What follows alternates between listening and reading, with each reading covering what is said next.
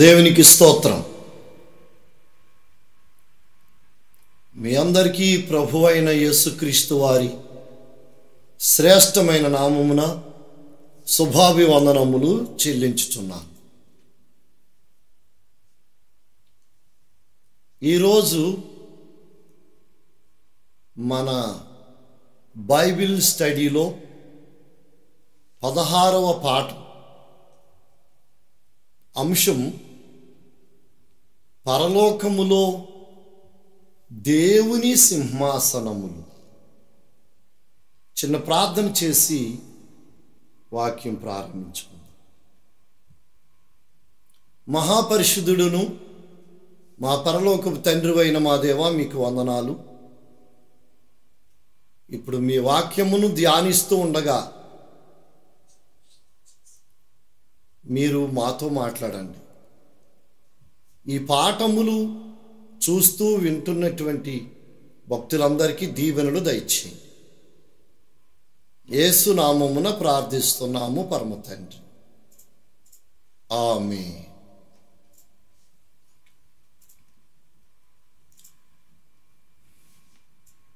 దానియేలు గ్రంథం 7వ అధ్యాయము 9వ వచనం.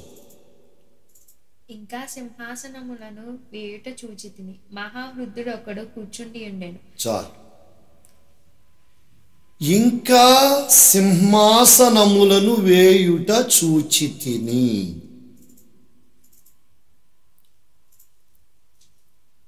పరలోకములో దేవునికి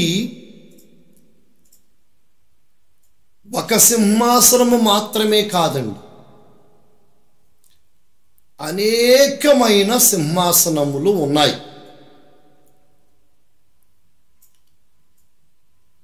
ఆ సింహాసనములు చాలా శ్రేష్టమైనవి,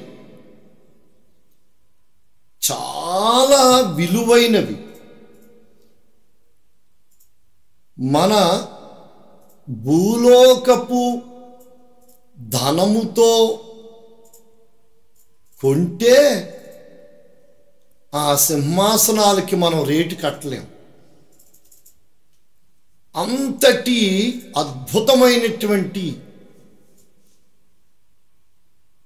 విలువైనటువంటి సింహాసనములు మన పరమ తండ్రి అయిన యెహోవా దేవుని యొక్క సింహాసనములు. అవి పరలోకపు బంగారముతోను, పరలోకపు వజ్ర వైడూర్యాలతోను, పరలోకపు లోహములతో తయారయ్యే సింహాసనాలు. సాధారణంగా సింహాసనము అనగానే మనం భూలోకములో కొంతమంది రాజులు, గతములో మహారాజులు రాజ్యపాలన చేసేటప్పుడు వారు కూర్చోటానికి ఉపయోగించిన సింహాసనములను గూర్చి మనము ఎంతో గొప్పగా చెప్పుకుంటూ ఉంటాం. ఆ సింహాసనాలు ఒక ప్రత్యేకమైనవిగా ఉంటూ ఉండేవి. ఆ సింహాసనాల మీద మహారాజులు తప్ప ఇంకెవరు కూర్చోవడానికి వీలు లేదు. కాబట్టి భూలోకపు సింహాసనములే అంత అద్భుతముగా, అంత ప్రత్యేకమైనవిగా, అంత విలువైనదిగా ఉంటే పరలోకపు మహాదేవుని సింహాసనములు ఇంకెంత అద్భుతముగా, ఇంకెంత గొప్పగా, ఇంకెంత ఎత్తుగా, ఇంకెంత విలువైనదిగా ఉంటాయో ఊహించండి, ఆలోచించండి. వాటిలో కొన్నింటిని మనము బైబిల్ ద్వారా ధ్యానం చేయబోతూ ఉన్నాం. తెలుసుకోబోతూ ఉన్నాం. దేవునికి పరలోకములో ఒక సింహాసనం మాత్రమే కాదండి, చాలా సింహాసనాలు ఉన్నాయి. ఆ సింహాసనములను గురించి కొన్ని వచనాలు మీకు వినిపిస్తాను. ఆ తర్వాత ఆ సింహాసనములను గురించి వివరిస్తాను. నిర్గమాకాండం 17 అధ్యాయము 16 వచనం. అమాలేకీయులు తమ చేతిని యెహోవా సింహాసనమునకు విరోధముగా ఎత్తిరి గనుక యెహోవాకు అమాలేకీయులతో తరతరముల వరకు యుద్ధమాయింది. అది అమాలేకీయులు అనేటువంటి వ్యక్తులు యెహోవా సింహాసనమునకు వ్యతిరేకముగా వారు చేతులెత్తారంట, పోరాడారంట. వ్యతిరేకముగా. ఎవరికి వ్యతిరేకంగా? యెహోవా దేవుని యొక్క సింహాసనమునకు వ్యతిరేకముగా వారు పోరాడారంట. ఇక్కడ యెహోవా సింహాసనం, యెహోవా సింహాసనం. కీర్తన 9:7.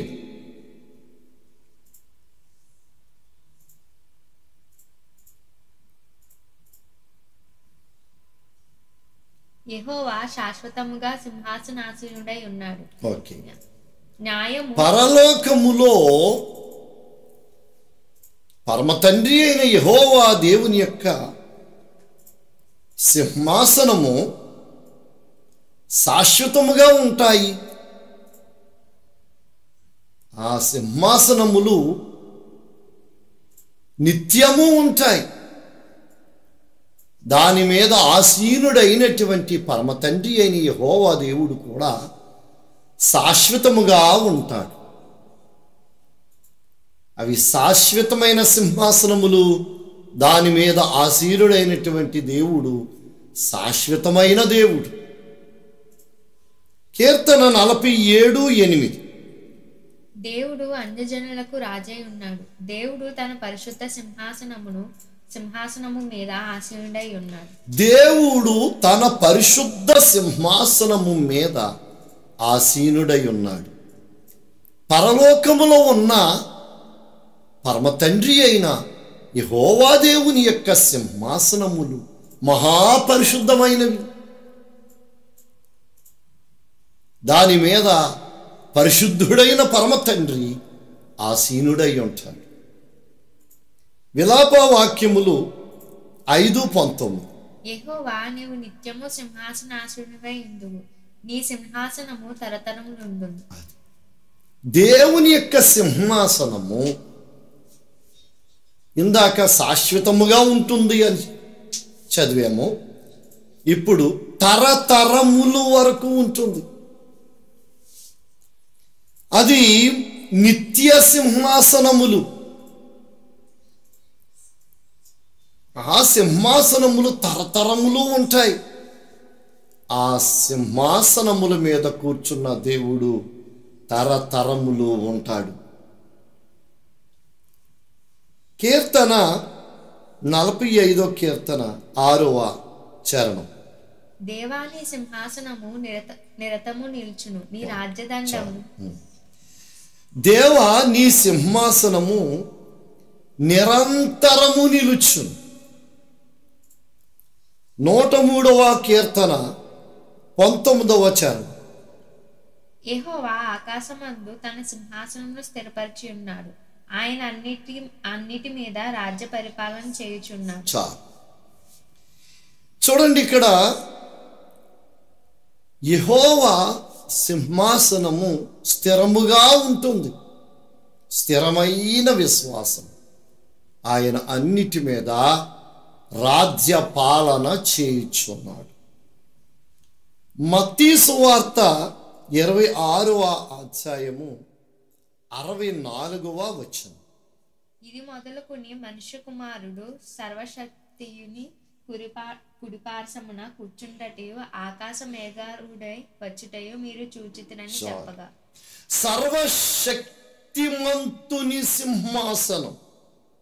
ఇది మొదలుకొని మనిషి కుమారుడు సర్వశక్తిని కుడిపార్శ్వమున కూర్చుండుటయు.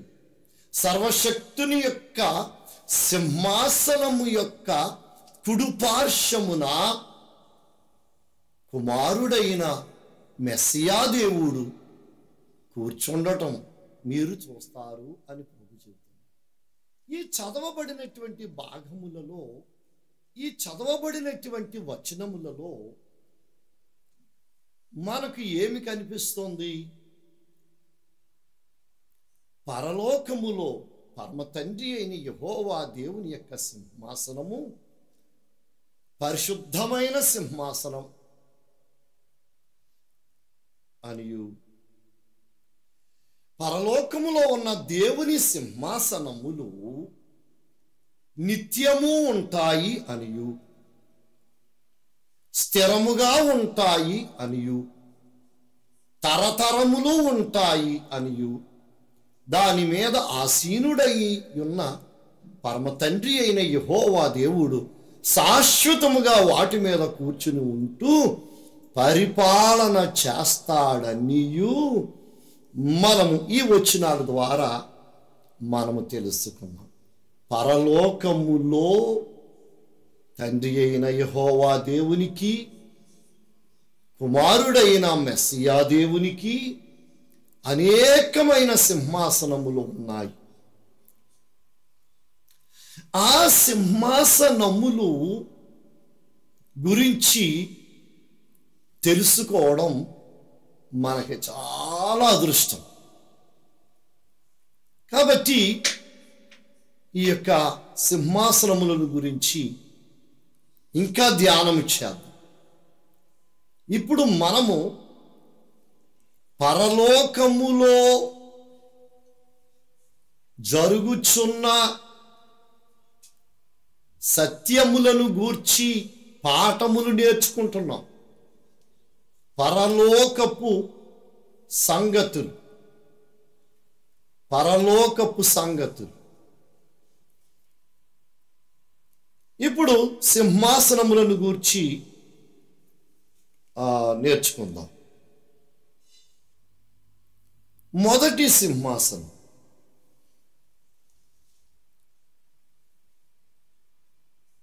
యెషయా గ్రంథం 66 అధ్యాయం 1 వచనం. యెహోవా ఇలాగ ఆజ్ఞ ఇచ్చుచున్నాడు, ఆకాశము నా సింహాసనము, భూమి నా పాదపీఠము. చాలు, ఇది మొదటి సింహాసనం. ఆకాశము నా సింహాసనము, భూమి నా పాదపీఠము అన్నాడు. ఇది మొదటి సింహాసనం. ఇప్పుడు ఎన్ని సింహాసనాలు ఉన్నాయో మొదట చెప్పేస్తాను, ఆ తర్వాత వివరిస్తాను. ఒక్కొక్క సింహాసనం గురించి తర్వాత వివరిస్తాను. రెండవ సింహాసనం యెహెజ్కేలు 1:26. వాటి తలలపైనున్న ఆ మండలముపై నీలకాంతమయమైన సింహాసనం ఒకటి కనబడెను. ఓకే, ఇక్కడ రెండవ సింహాసనము ఏమిటంటే కెరూబులు మోసే సింహాసనం. మూడవ సింహాసనం యెషయా గ్రంథం 14 అధ్యాయం 13వ వచనం. నేను ఆకాశంలోకి ఎక్కిపోయేదను, దేవుని నక్షత్రములకు పైగా నా సింహాసనం హెచ్చింతును, ఉత్తర దిక్కునున్న స్వభా పర్వతము మీద కూర్చుండును. ఓకే, ఇక్కడ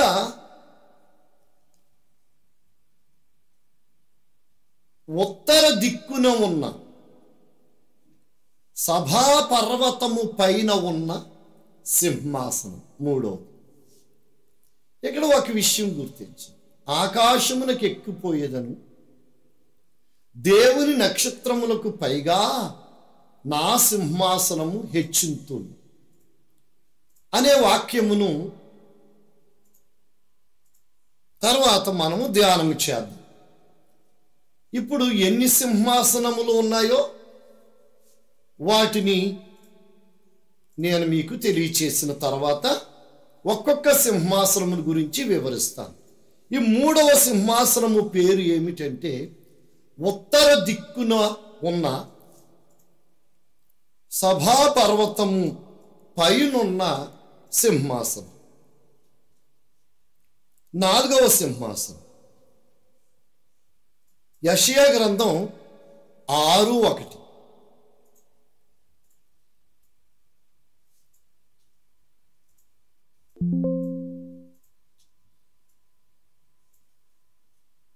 రాజైన ఉజ్జియా మృతి నొందిన సంవత్సరమున అత్యున్నతమైన సింహాసనమందు ప్రభు ఆసీనుడై ఉండగా నేను చూచితిని. ఆయన చొక్కాయి 4వ సింహాసనము పేరు అత్యున్నతమైన సింహాసనం.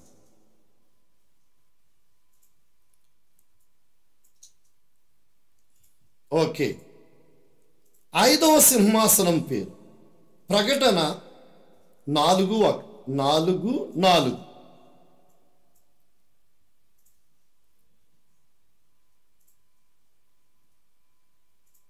సింహాసనము చుట్టూ 24 సింహాసనములు ఉండెను.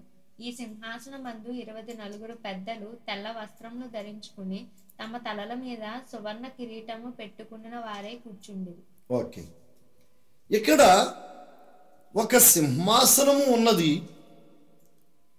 ఆ సింహాసనము మీద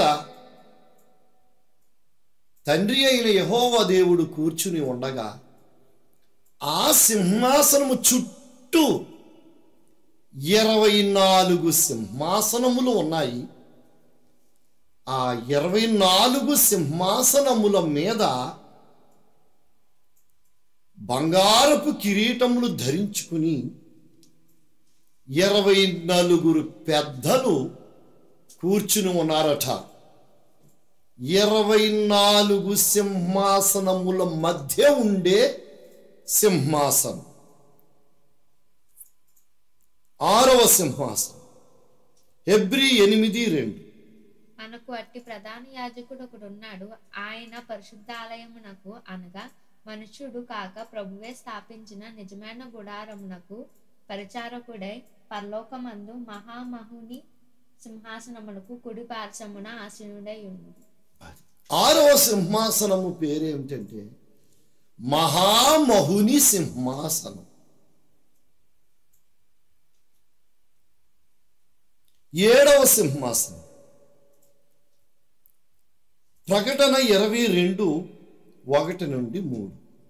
మరియు స్ఫటికము వలె మెరియునట్టి జీవజలమునది దేవుని యొక్కయు గొర్రెపిల్ల యొక్కయు సింహాసనం నొద్ద నుండి ఆ పట్టణపు రాజ్యం మీద వీధి మధ్యను ప్రవహించుటకు ఆ దూత నాకు చూపెను. ఆమేన్.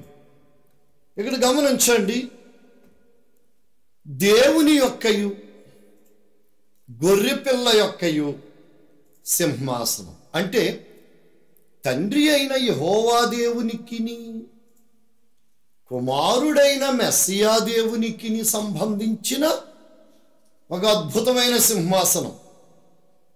తండ్రి కుమారులు ఇద్దరు కూడా ఆ సింహాసనము మీద కూర్చుని ఉంటారు. ఇక 8వ సింహాసనం యెహెజ్కేలు 28:13-14. దేవుని తోటయగు ఏదెనులో నీవుంటివి.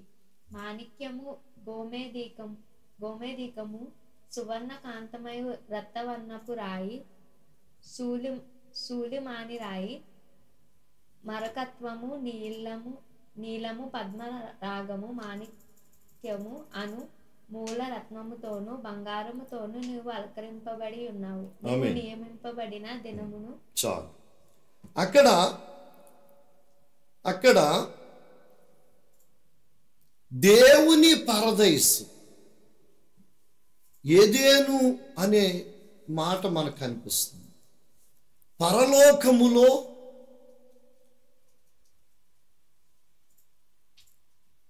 పరలోకపు యెరూషలేము అను అద్భుతమైనటువంటి బంగారపు భవనము లోపల ఒక అద్భుతమైన తోట ఉన్నది. ఆ తోట పేరు పరదైస్. పరదైసులో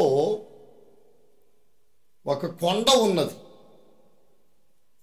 ఆ కొండ పైన ఒక అద్భుతమైన సింహాసనం ఉన్నది.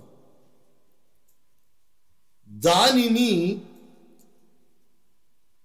రత్నాల సింహాసనము అని కూడా అనొచ్చు. ఎందుకంటే ఆ సింహాసనం అంతా రత్నాలతోటే నిర్మించబడి, అది 8వ సింహాసనం. ఈ విధముగా మరి పరలోకములో సింహాసనములు ఉన్నాయండి. అవి ఎంతో అంగరంగ వైభవముతో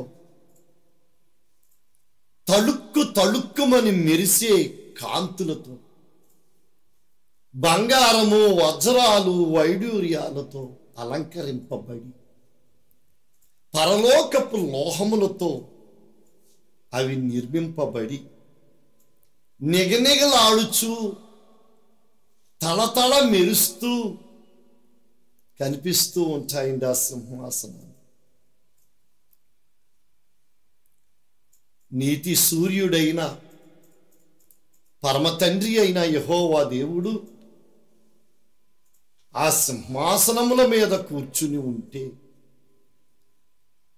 ఆయనలో నుండి, ఆయన యొక్క సింహాసనములో నుండి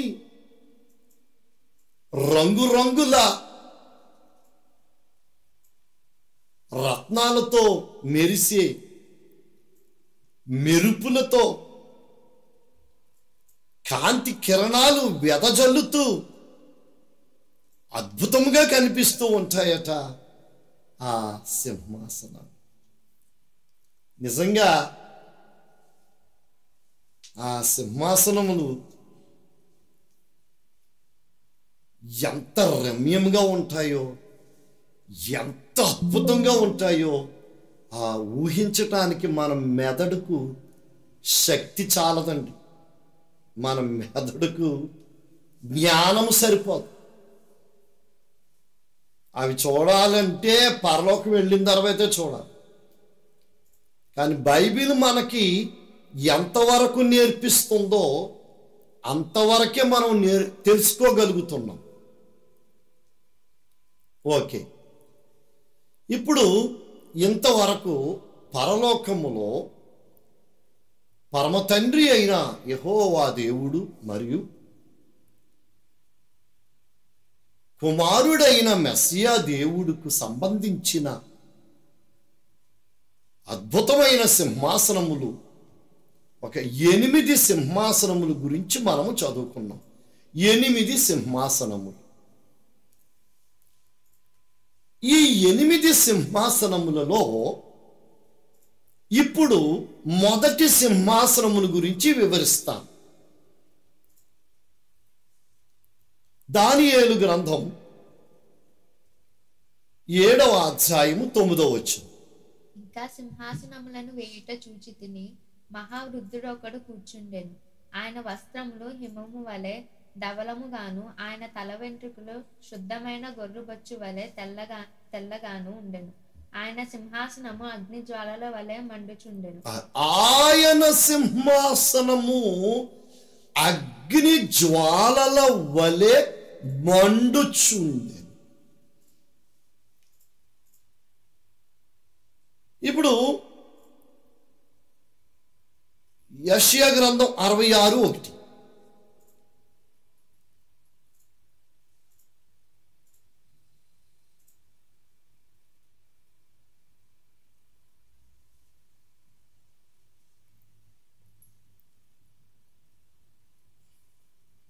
యెహోవా ఎలాగ ఆజ్ఞించుచున్నాడు, ఆకాశము నా సింహాసనము, భూమి నా పాదపీఠము. చాలు, గమనించండి. అగ్ని జ్వాలల వలె మండుచున్న సింహాసనము ఎక్కడుందండి అని అంటే యెషయా గ్రంథం 66:1 చెబుతున్నాడు, ఆకాశము నా సింహాసనం, ఆకాశము నా సింహాసనం. ఇప్పుడు ఆకాశము నా సింహాసనము అని వ్రాయబడిన కొన్ని వచనాలు చూసేద్దాం, ఆ తర్వాత దానిని వివరిస్తాం. అపోస్తలుల కార్యములు గ్రంథం 7వ అధ్యాయము 48వ వచనం. అయినను ఆకాశం నా సింహాసనము, భూమి నా పాదపీఠము, మీరు నా కొరకు ఎలాంటి మందిరము కట్టుదురు? చాలు. మత్తయి సువార్త 5:34.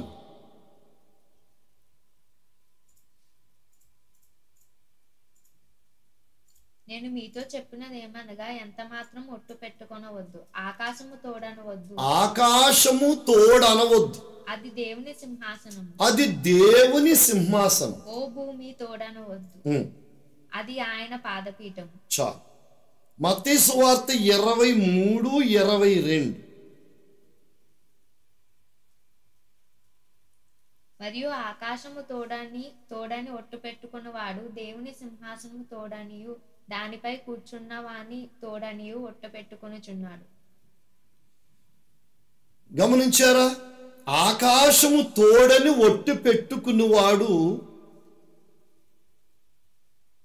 దానిపైన కూర్చున్న, అంటే ఆ సింహాసనముపై కూర్చున్న తండ్రి అయిన యెహోవా దేవుని తోడు అని ఒట్టు పెట్టుకునిచున్నాడట. ఈ చదవబడిన వచనాలలో మనకు ఒకటి కనిపిస్తుంది, ఏమిటంటే ఆకాశము నా సింహాసనము అనే మాట కనిపిస్తుంది. ఆకాశము అనే మాట ఇంగ్లీష్ బైబిల్లో చూస్తే హెవెన్ అని కనిపిస్తుంది.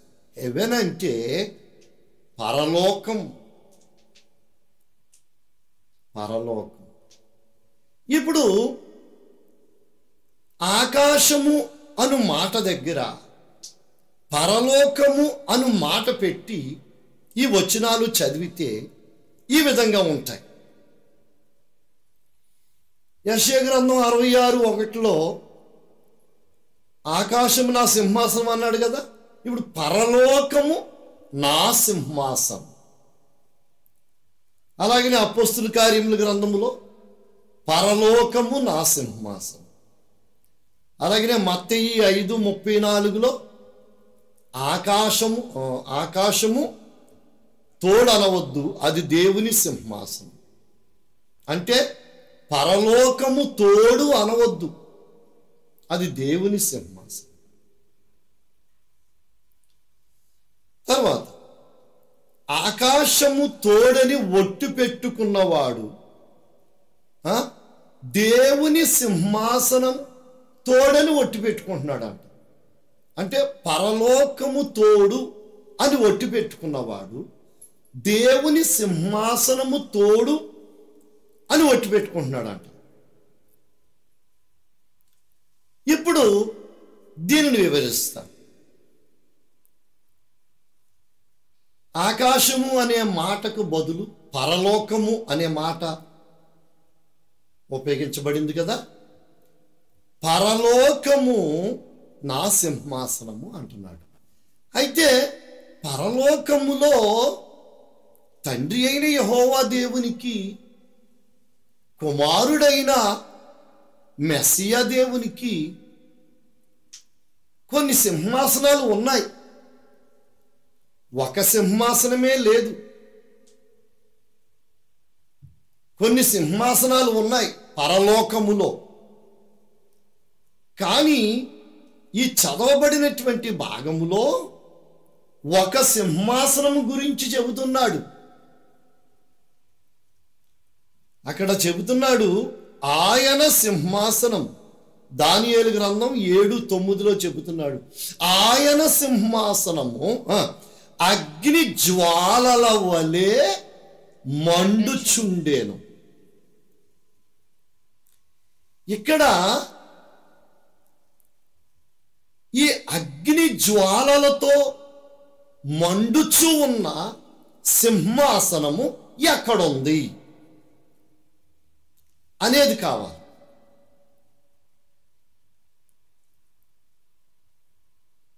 ఇప్పుడు పరలోకములో 2 భాగాలు ఉన్నాయి. అవేంటో వాక్యములో చూద్దాం. రాజులు మొదటి గ్రంథం 8వ అధ్యాయం 27వ వచనం. నిశ్చయముగా దేవుడు ఈ లోకమందు నివాసం చేయుడు. ఆకాశ మహాకాశములు సహితము నిన్ను పట్టజాలవు. ఆకాశము మహాకాశం అని వ్రాయబడింది. దినవృత్తాంతములు 2వ గ్రంథం 2:6.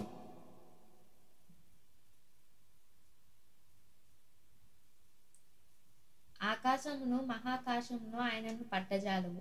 ఆయనకు మందిరం. దినవృత్తాంతములు 2వ గ్రంథం 6:18. మనుషులతో కలిసి దేవుడు భూమి యందు నివాసము చేయునా? ఆకాశమును మహాకాశమును నిన్ను పట్టజాలవే. చాలు. ఈ చదవబడిన భాగములో అద్భుతమైన మాటలు 2 కనిపిస్తున్నాయి. ఒకటి ఆకాశము, రెండవది మహాకాశం. ఇందాక మనం వివరించుకుంటూ ఆకాశము అంటే పరలోకము అని చెప్పుకున్నాం. మహాకాశము అని అంటే మహాపరలోకం, హైయెస్ట్ హెవెన్. ఆకాశము అంటే హెవెన్, మహాకాశము అంటే హైయెస్ట్ హెవెన్. ఆకాశము మహాకాశం. గమనించాలి. అంటే పరలోకములో అద్భుతమైన భాగములు 2 ఉన్నాయి. పరలోకము ఉంది, పరలోకము పైని మహాపరలోకము ఉంది.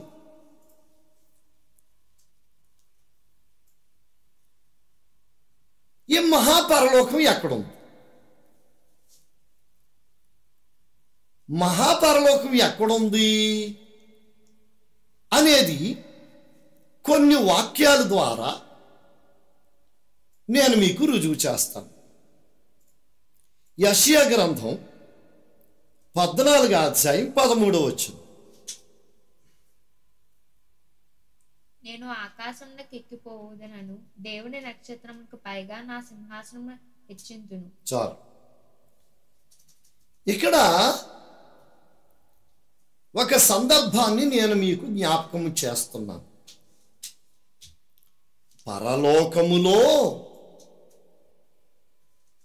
పరలోకము అనేది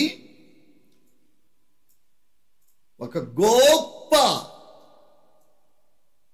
మహాప్రపంచం, అద్భుతమైన ప్రపంచం, అందమైన ప్రపంచం, చాలా పెద్ద ప్రపంచం. ఆ ప్రపంచములో సియోను కొండ చాలా ఎత్తైన కొండ. ఆ కొండపై 3 భవనాలు. ఒకటి పరలోకపు యెరూషలేము అను బంగారు భవనం, రెండవది మహాదేవుని పరిశుద్ధ దేవాలయం, మూడవది దేవదూతలు సభ జరిగే మహాభవనం. అయితే సియోను కొండపైన ఉన్న 3 భవనములలో పరలోకపు యెరూషలేము అను బంగారు భవనము లోపల పరదైసు అను అద్భుతమైన దేవుని ఉద్యానవనము ఒకటి ఉన్నది. అద్భుతమైన, అందమైన, ఆకర్షణీయమైన, ఆహ్లాదకరమైన ఒక తోట ఉన్నది, దేవుని తోట. ఆ తోట మధ్యలో ఒక అద్భుతమైనటువంటి సింహాసనం ఉన్నది. ఆ సింహాసనము అంతా రత్నాలతోనూ, రాళ్ళుతోనూ, రత్నాలతోనూ, వజ్రాలతోనూ, బంగారముతోనూ నింపబడి ఉన్నది. ఆ సింహాసనము యొద్దకు తండ్రి అయిన దేవుడు అప్పుడప్పుడు వెళ్ళి కూర్చుంటూ ఉంటారు. ఆ సింహాసనము దగ్గర లూసిఫర్ అను ఒక దేవదూత, లూసిఫర్ అను ఒక కెరూబు. కెరూబు అనగానే దేవదూతలలో శ్రేష్టమైన వాళ్ళు, బలమైన వాళ్ళు, ఉత్తమమైన వాళ్ళు, దేవుని చేత ఎంపిక చేయబడిన వాళ్ళు, ప్రధానులు. అలాంటి ప్రధాన దూతలలో ఒక దూత, ఒక కెరూబు లూసిఫర్. అతడు ఎక్కడున్నాడంటే దేవుని తోట అయిన పరదైసులో ఉన్న రత్నాల కొండ మీద నిర్మించబడినటువంటి వజ్రాల సింహాసనము యొద్ద ఉంటూ ఆ సింహాసనమును కావలి కాస్తూ, ఆ సింహాసనము మీద రెక్కలు చాపుతూ, ఆ కొండ మీద దేవుణ్ణి ఆరాధిస్తూ ఉండేవాడు. ఎన్నో కోట్లు కోట్లు కోట్లు సంవత్సరాలు గడిచాయి.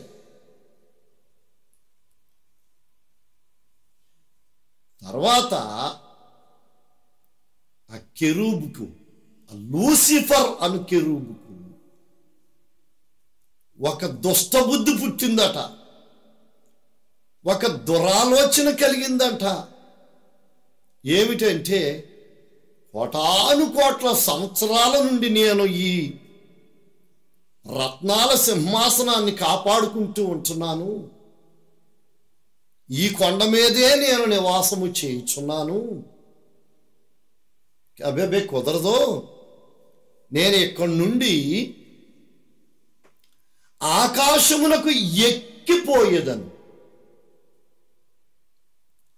దేవుని నక్షత్రములకు పైగా నా సింహాసనమును హెచ్చుతును అని ఈ లూసిఫర్ అనే దేవదూత తన మనసులో ఒక పథకమును పన్నుకున్నాడట. ఒక పథకం వేసుకుంటున్నాడు, ఒక ప్లాన్ చేసుకుంటున్నాడు, ఒక ఆలోచన ఆలోచిస్తున్నాడు. ఏమిటంటే ఆ ఆలోచన, ఆకాశమునకు ఎక్కిపోయేదని. అసలు అతడు ఉండేదే పరలోకములో ఎత్తైన స్థలములో, ఎత్తైన కొండ అయిన సియోను కొండ మీద ఉన్నాడు. అక్కడ నుండి అనుకుంటున్నాడు ఏమిటంటే, ఆకాశమునకు ఎక్కిపోయేదను, ఈ ఆకాశము ఏమిటి?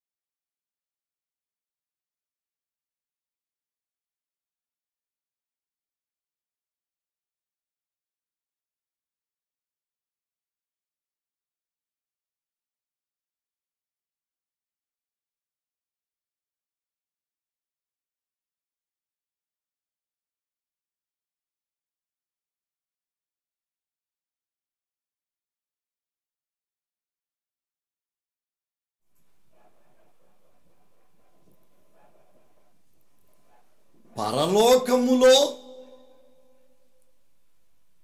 సియోను కొండ మీద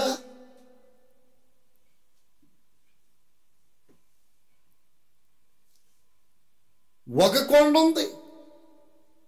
ఆ కొండ మీద ఉండి అనుకుంటున్నాడు ఇతడు లూసిఫర్, నేను ఆకాశమునకు ఎక్కిపోయేది. అది పాయింట్.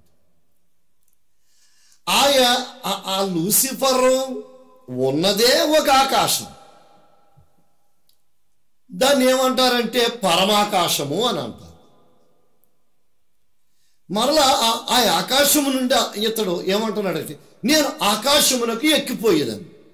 అంటే మరొక ఆకాశం ఉంది, ఆ ఆకాశమునకు ఎక్కిపోయేదని. ఆ ఆకాశమునకు ఎక్కిపోయేదని. అయితే ఆ ఆకాశం ఏమిటి? అది ఎక్కడ ఉంది? అది అక్కడ చెప్తున్నాడు, ఆకాశమునకు ఎక్కిపోయేదను, దేవుని నక్షత్రములకు పైగా నా సింహాసనమును హెచ్చింతును. ఏమండి, ఈ లూసిఫర్ అనేటువంటి దేవదూత అంట అక్కడ కడతాడంట, అక్కడ ఏర్పాటు చేసుకుంటాడంట సింహాసనం. ఎక్కడా? పరలోకములో సియోను కొండ మీద నిలబడి పైకి చూస్తే, లేక పరలోకములో నిలబడి పైకి చూస్తే, పరలోకములో అంతరిక్షము కనిపిస్తుందండి. దానిని పరలోకపు అంతరిక్షము. ఆ పరలోకపు అంతరిక్షములో నక్షత్రాలు ఉన్నాయండి. సూర్యుడు, చంద్రుడు, నక్షత్రములు అక్కడ ఉన్నాయి. అయితే ఆ నక్షత్రాలకు ఒక పేరు ఉంది. ఏమిటా పేరంటే అవి దేవుని నక్షత్రములు. అయితే ఇక్కడ సియోను కొండ పైన మరి ఒక కొండ ఉందని చెప్పాను కదా, అది రత్నాల కొండ. ఆ కొండ మీద ఉండి లూసిఫర్ అనుకుంటున్న మాటలు ఏమిటంటే ఆకాశమునకు ఎక్కిపోయేదని. అది ఏ ఆకాశం అంటే మహాకాశం. దానిని మరి ఒక మాటలో చెప్పాలంటే మహాపరలోకం. అంటే ఈ లూసిఫర్ ఎక్కడికి ఎక్కుతానంటున్నాడు? పరలోకములో ఉండి మహాపరలోకమునకు ఎక్కి వెళతాను అంటున్నాడు. మహాపరలోకం ఎక్కడుంది? పరలోకములో ఉన్న, పరలోకపు అంతరిక్షములో ఉన్న దేవుని నక్షత్రములు పైన ఉంది మహాపరలోకం. అక్కడికి వెళ్ళి అక్కడ సింహాసనం కట్టి తండ్రి అయిన యెహోవా దేవునితో సమానముగా ఉండటానికి ప్లాన్ చేస్తున్నాడు. ఈ సందర్భాన్ని బట్టి మనకు అర్థమవుతుంది ఏమిటి? పరలోకములో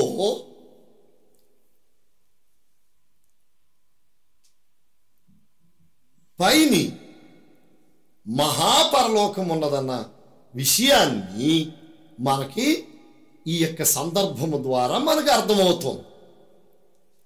ఓకే, రెండవ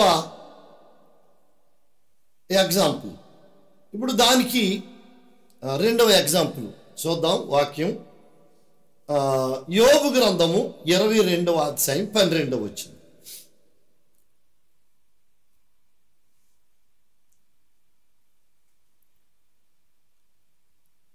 దేవుడు ఆకాశం అంతా మహోన్నతుడు కాడా, నక్షత్రము ఔన్నత్యమును చూడుము, అవి ఎంత పైగా ఉన్నవి, దేవునికి ఏమీ తెలియను. చాలు. ఇక్కడ యోబు 22:12లో వ్రాయబడిన వాక్యమును చాలా జాగ్రత్తగా గమనించాలి. దేవుడు ఆకాశమంతా మహోన్నతుడు కాడా, నక్షత్రముల ఔన్నత్యము చూడుము, అవి ఎంత పైగానున్నవి. ఈ వాక్యం అండి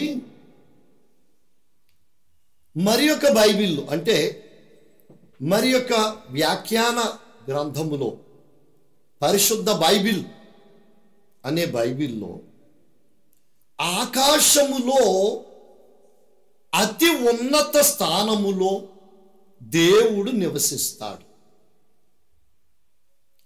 మహా ఎత్తైన నక్షత్రములను దేవుడు వంగి క్రిందికి చూస్తాడు అని వ్రాయబడింది.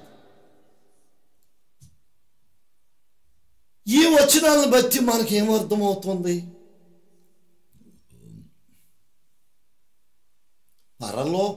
పరలోకము పైని మహాపరలోకం ఉన్నదని. ఇక్కడ ఇది ఈ వరుస క్రమము చెప్తేనే మీకు బాగా అర్థమవుతుంది. పరలోకములో పరలోకపు అంతరిక్షము, పరలోకపు అంతరిక్షములో దేవుని నక్షత్రాలు ఉన్నాయి. దేవుని నక్షత్రములు పైన మహాపరలోకము. ఆ మహాపరలోకమునే ఆకాశము అని అంటున్నాడు. ఆకాశము అనే మహాకాశం, మహాకాశమునే ఆకాశమని ఇక్కడ ఉపయోగించాడు. మహాకాశములో ఆయన ఉంటాడు. పరమ తండ్రి అయిన యెహోవా దేవుడు ఉంటాడు.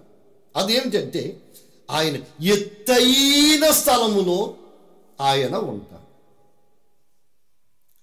అక్కడ కూర్చుండి పరలోకము నుండి పైకి చూస్తే ఎంతో ఎత్తులో కనిపిస్తాయట దేవుని నక్షత్రాలు. ఆ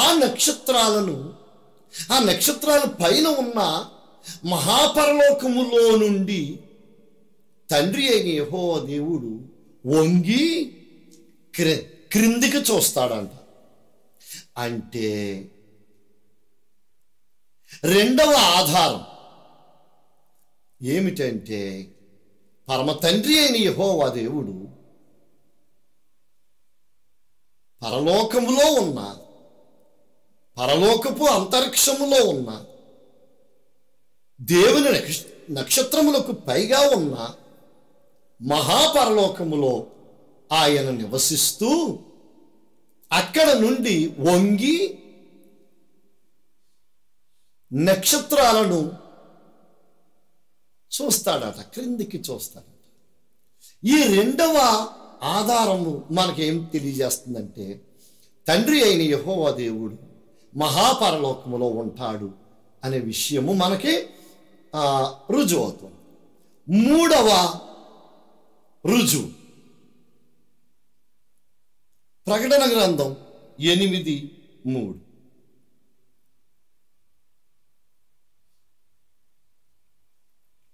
మరియు సువర్ణ ధూపార్తి చేత పట్టుకుని ఉన్న వేరొక దూత వచ్చి బలిపీఠం ఎదుట నిలవగా సింహాసనం ఎదుట ఉన్న సువర్ణ బలిపీఠమును పైన పరిశుద్ధులందరి ప్రార్థనలతో కలుపుటకి అతనికి బహు ధూప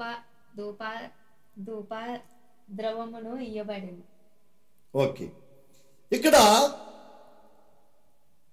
చాలా జాగ్రత్తగా, ఇది కూడా మనకి మంచి ఆధారం. పరలోకములో సియోను కొండ అంటే పరలోకములో ఎత్తైన కొండ సియోను కొండ. ఆ కొండ మీద 3 భవనాలు ఉన్నాయని చెప్పుకున్నాం కదండి. దానిలో 2వ భవనం పరిశుద్ధ దేవాలయం.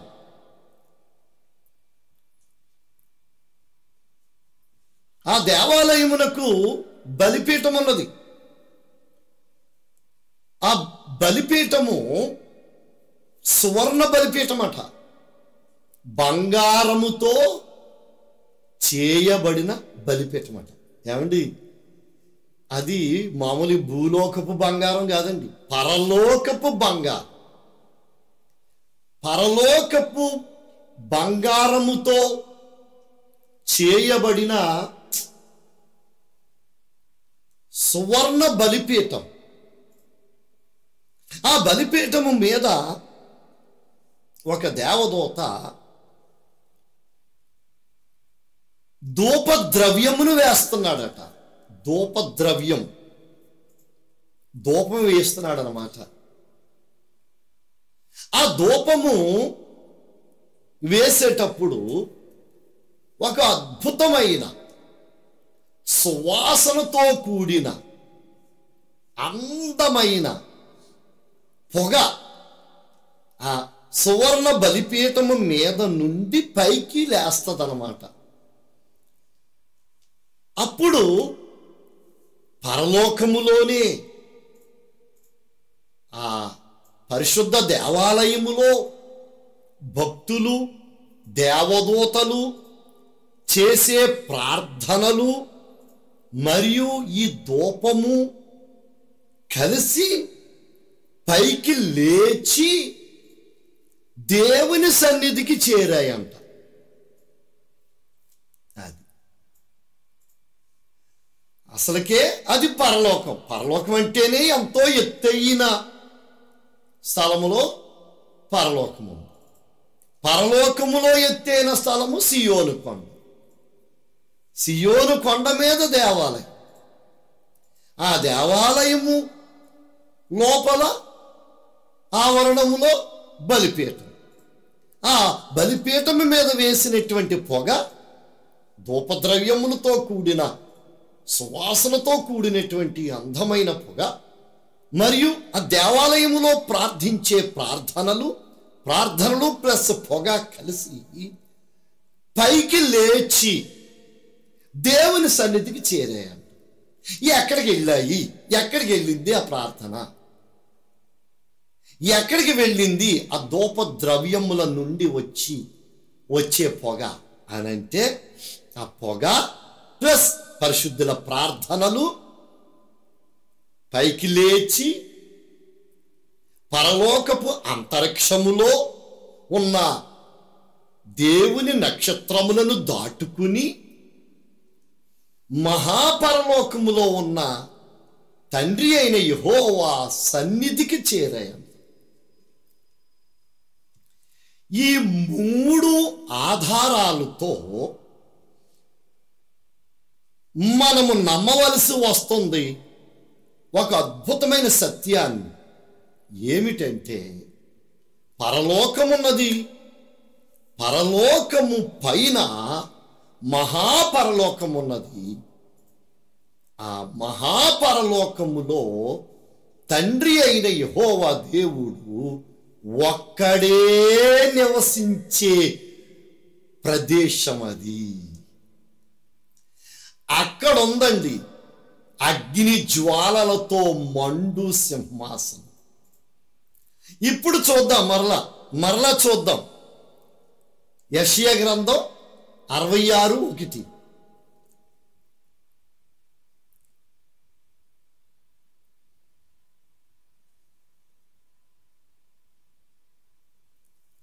యెహోవా ఎలాగ ఆజ్ఞించుచున్నాడు, ఆకాశము నా సింహాసనము, భూమి నా పాదపీఠం. చాలు, ఆకాశము నా సింహాసనం. ఇదండి. ఇంకా ఆకాశము నా సింహాసనం అనే వచనాలు కొన్ని చూపించాను కదా. ఆ ఆకాశం అంటే మహాకాశం, అది మహాపరలోకం. మహాపరలోకం అంతా బాబోయ్ ఎంత ఎంత భయంకరంగా ఉంటుందండి బాబా. మహాపరలోకం అంతా తండ్రి అయిన యెహోవా దేవుని సింహాసనమేనాట. అది ఎంత పెద్దది ఉంటుందో ఆలోచించండి బాబు. అదంతా అగ్ని జ్వాలలతో మండుచున్న సింహాసనం అంట. అక్కడ కూర్చుంటాడంట తండ్రి అయిన యెహోవా దేవుడు. అక్కడ కూర్చున్నప్పుడు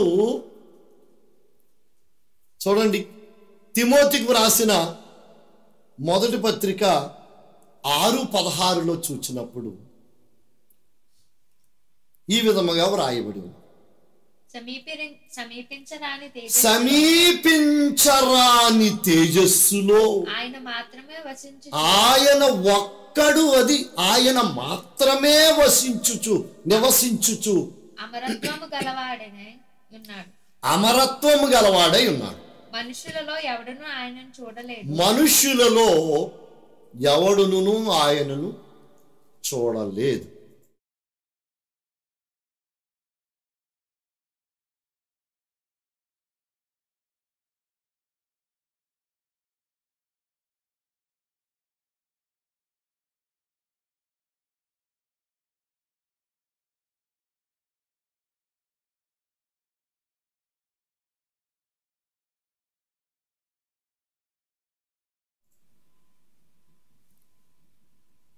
సమీపింపరాని తేజస్సులో ఆయన మాత్రమే వసించుచు అమరత్వము గలవాడై ఉన్నాడు.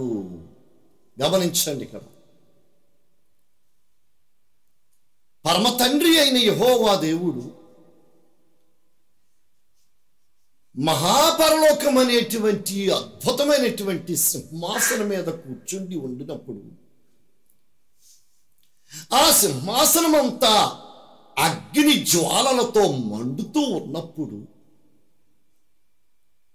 అక్కడ ఆయన ఆ సింహాసనం మీద కూర్చుండి ఉన్నప్పుడు ఆయనను ఎవ్వరూ సమీపించలేరట. అక్కడ ఆయన ఒక్కడే నివసిస్తాడట. అక్కడ ఆయన మాత్రమే నివసించు ప్రదేశం మహాపరలోకం. గమనించండి, ఒక్కడు మాత్రమే నివసిస్తాడు. అక్కడ ఆయన ఉండగా దేవదూతలు కూడా చూడలేరండి ఆయన. అక్కడ ఆయన ఉండగా మనుషులు ఎవరో చూడలేరండి.